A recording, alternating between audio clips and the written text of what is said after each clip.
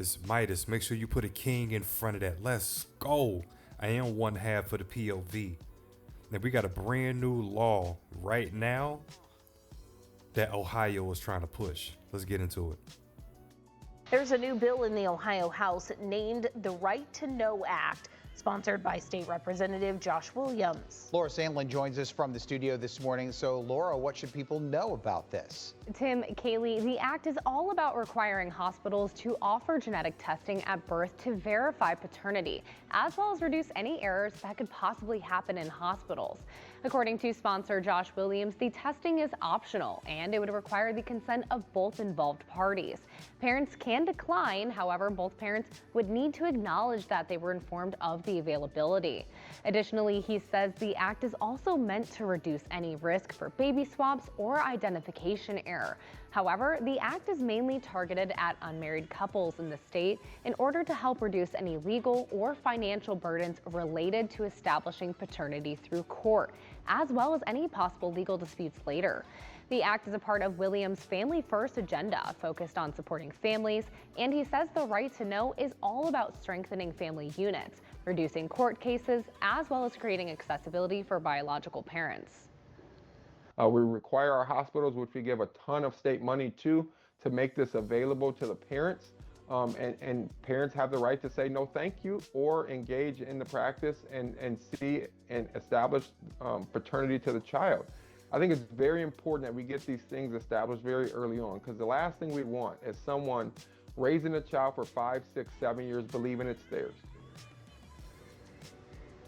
The act still needs to be approved by the Ohio Senate, as well as reported by the committee, as well as being passed by the House before it would be sent to the governor. And right now, they're waiting on a fiscal analysis to determine the cost, as well as if state funding will be needed. Reporting live in studio, Laura Sandlin for WTOL 11.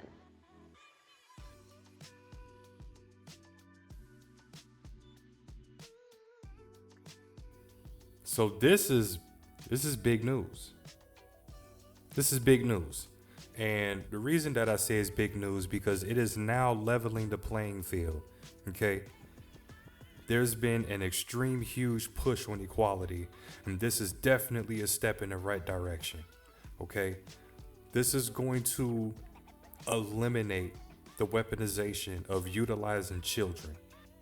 Okay. Absolutely a dreadful act. That is very wrong. It should be illegal. Okay.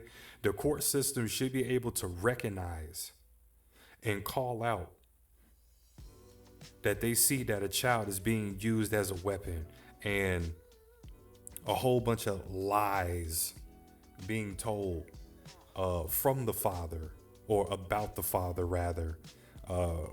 DCFS or whoever, Child Protective Services constantly getting involved because of allegations, and nothing is found out. Nothing comes of it. So this is definitely a step in the right direction. The weaponization of utilizing children, the courts constantly leaning on the woman's side. Like this finally gives men a fighting chance if it gets passed, which it absolutely should. And this next clip that I'm about to give you guys, Melanie King breaks down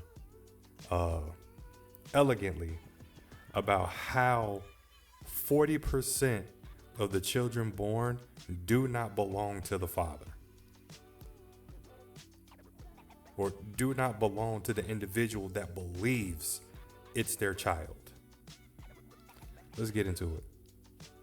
40% of the children are not the man's child. 40%. He said 40%. Somebody cool, and Maury. It's usually make DNA testing it's two mandatory. It's two scenarios. It's where the woman, the person's getting a DNA test because the woman claims that is their child. Turns out it's not. The other one is where the parent is on a deathbed and makes a confession, or they need a liver transplant, blood transfusion, and the blood type, there's no way that can actually be the father. So then they find out because of medical reasons, you mean that's not my father? Then the father finds out from that way. He said it took such a toll on him that he could no longer do it, because he would be sitting on the phone counseling the men and the grown children who these women falsely accuse. We see it on more, we see it on paternity court, but yet we say men need to be held accountable. The question is right there on the screen. What do you guys think? Like I said, I really believe this is a step in the right direction. I mean, there's a lot of corruption, a lot of lying, a lot of paternity fraud.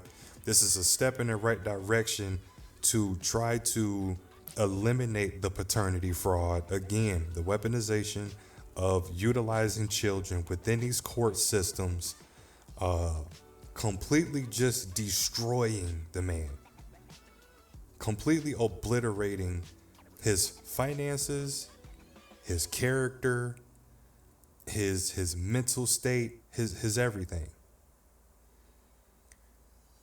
Every person, and I do see that they are really leaning more towards couples that are not married, and I get it, the way that the laws are written, but I still think that the law should even apply to married couples.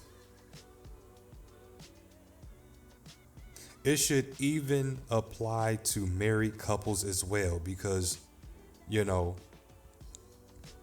yes, I'm not finna sit up here and act like men don't step out, okay? Whatever, that's not what we're talking about today. What we're talking about is the paternity fraud that's running rampant throughout the United States.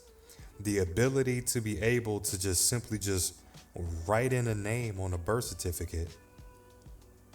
Like you can randomly just pick a name. That is absurd to me. What's stopping somebody if you have the ability to simply just write in a name? What's stopping somebody from simply just writing Will Smith? What's simply stopping somebody from just writing Dwayne Carter, Michael B. Jordan? What's stopping somebody from putting these type of individuals on the birth certificate? Because they can do that. They can just write in a name. This is a step in the right direction to try to correct this issue, fix this issue. I believe it's Kentucky is now starting 50-50 when it comes to divorce. Out the gate, 50-50. Everything is even, everything is equal. And then we move from there. We move accordingly from there. This is the way it should be, especially in today's time where the women have just as much equal ability to obtain opportunities or go after opportunities and make just a big enough bag as a man can, and build a life for themselves and build businesses and become C-suite executives, and you name it. The women can do it. There's absolutely nothing blocking, standing in the way. There's no obstacles. There's no hurdles. There's nothing.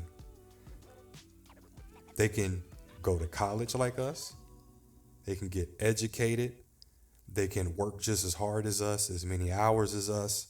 There's absolutely nothing stopping them from being able to obtain the things that a man can also obtain as well. Everything should be equal then. That even means child support. That even means in divorce, it should be 50-50.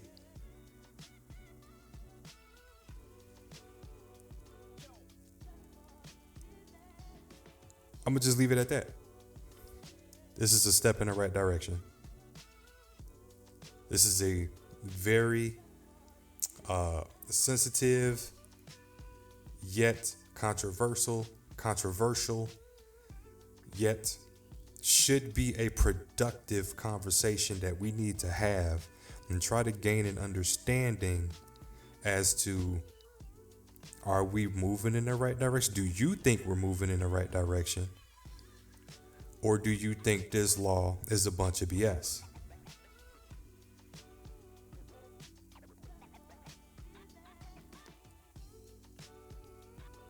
I think that we are finally getting into an era of you are going to be held accountable.